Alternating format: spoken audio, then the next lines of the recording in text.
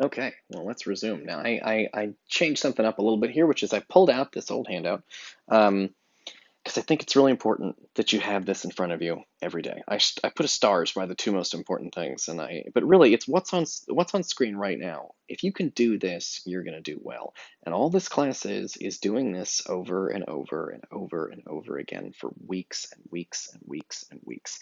These are the rules of the game, and they're the moves. And if you learn how to do, you gotta practice the moves so you can do them without even thinking about them.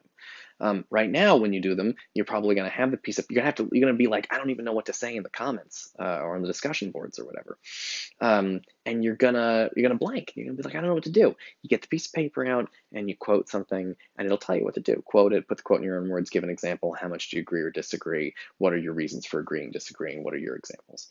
Um, but after a while, if you keep the idea of this course is you practice and you practice and you practice with that so that eventually you do it without even thinking about it, right? Pro athletes do not think about what they're doing. They've done it so many times, it's just trained instinct. It's not that they're born knowing how to do it, right? You have to practice.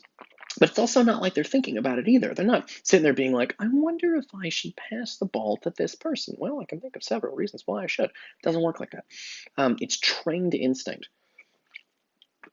What we're doing in this class now is we're training your instincts to do the same thing over and over again. And the reason I'm going through a 20,000 word book by Plato so that you will have, you know, thousands of words to practice on. And also along the way, you learn some things about Plato. And I'm hoping that will be important to you at some point in the future, but who knows?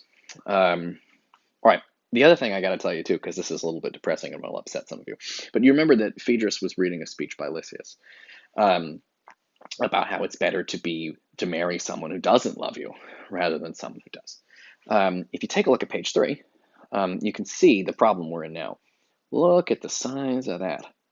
All of this is Phaedrus reading Lysias's speech. He started it on the previous page, but this entire page is Lysias's speech, and it's not even done at the end of the page. It's not until the next page that you get Socrates and Phaedrus discussing things again. See, SOC for Socrates and PHA for Phaedrus. So it's long. It's a long speech. But you might want to think about this essentially as an essay. This is like a mini essay in the middle of the book. It's an essay by Phaedrus has written an essay. No, sorry. Lysias has written an essay. And Phaedrus and Socrates go for a walk and they have a dialogue and they have a conversation. And then Socrates says, hey, I see you got an essay in your pocket. Read me the whole thing and let's talk about it. And that's where we are now. But I know this book is long and it's exhausting, but just think about this as an essay. You're just going to read this speech of Lysias's, which Phaedrus is reading out loud, just as its own kind of standalone thing.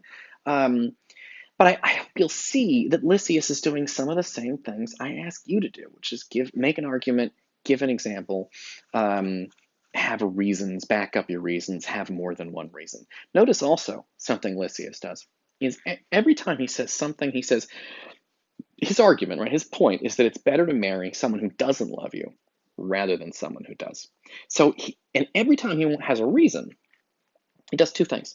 He says, here's what's bad about people in love. Here's what's good about people not in love. And he does that. He bounces back and forth between the two subjects. Do you see how you see how you can imagine, for example, that he just wrote the whole thing about how people in love are bad? Right? You could do that as an essay. People in love are bad. Reason number one, they're totally irrational and they feel bad about the nice things they've done for you. Right? Reason number two, they feel forced. They feel like they don't even have a choice in it. So is it even really them? Reason number three, reason number four, he could do a whole essay just like that. But he doesn't just do that. You can imagine he writes an essay. Let's say his teacher, Lysias's teacher, I'm making this up, in school. Lysias's teacher wants like a 3-page essay, right? He turns in a 1-page essay that's just all about how love is bad. Do you see how you could double the size of that essay if every time you said why being in love was bad, you also said why not being in love was good? Right? That would double the size of your project. So it's something to think about when teachers are going to be asking you for the rest of your college career to write longer and longer and longer essays. This class wants essays that are 2 typed double-spaced pages. but that's going to get longer as you go. If you take the next class with me, you're gonna want 3 and 4 page essays. That's if you take 201 with me. If you move on to take a Shakespeare or a film class, I'm going to need 5-page essays. Then you're going to go on to a 4-year institution. They might want a 10-page paper as a junior. When I was a senior in college, they wanted a 25-page paper, and I did that. And then if you want a master's degree, that's 70 pages. And if you want a doctorate, you're going to need to write a 300-page essay, also known as a book. So it's, but this is how you make them longer. This is what you do. You don't just say what's bad about love. You say what's good about not being in love. Boom, you doubled your essay, right? Remember also, if you want to come, you can always quote and discuss Lysias. But remember, if you agree with him, add in reasons of your own. If he says one reason why love is bad, if you can think of another one, say, boy, Lysias is right. Love is bad. He's totally correct here. Another thing that's bad about love, and then you're like adding to Lysias's point.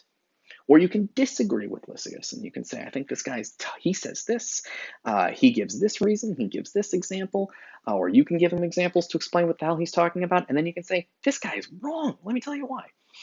All right, so let us keep going. All right. So top of page 3. He says, if you say that the lover is more esteemed, esteemed there means valued.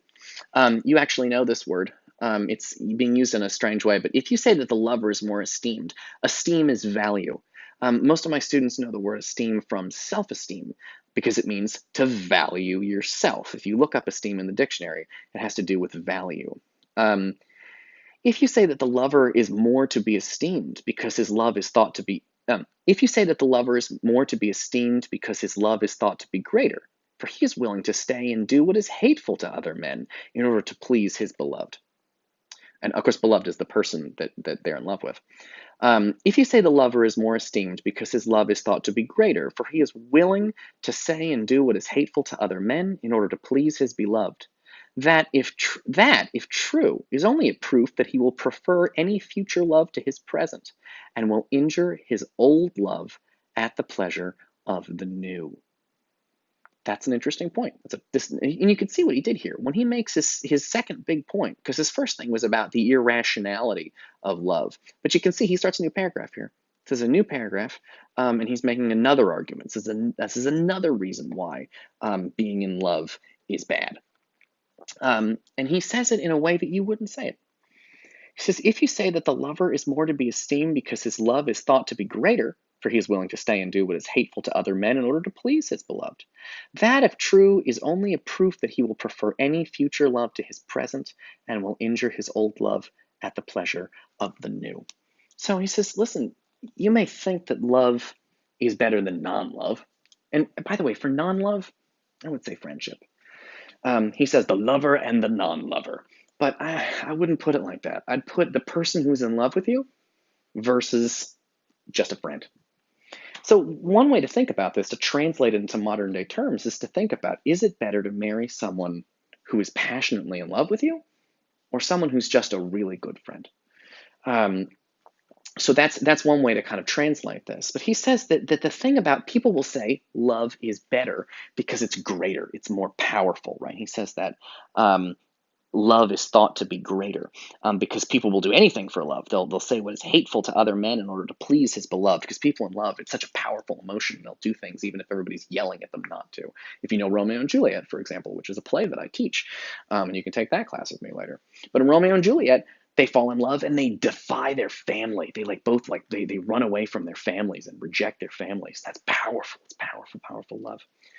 But Lysias says, I mean, that seems nice that people would reject their whole families out of the power of love. But what are you going to do when that person falls in love with someone else? Because now they're going to reject you for the power of love. They're going to say, well, I fell in love with you and I ditched my whole family for you. But now years have gone by and I fell in love with someone else, and now I ditched my family to get to you, and now I'm ditching you to get to this new person. He says that's love, and that's dangerous. You don't want that in your life. You don't need that kind of chaos. So that's Lysias's next reason. All right, pick it up in the next video. I think this is going pretty well. All right.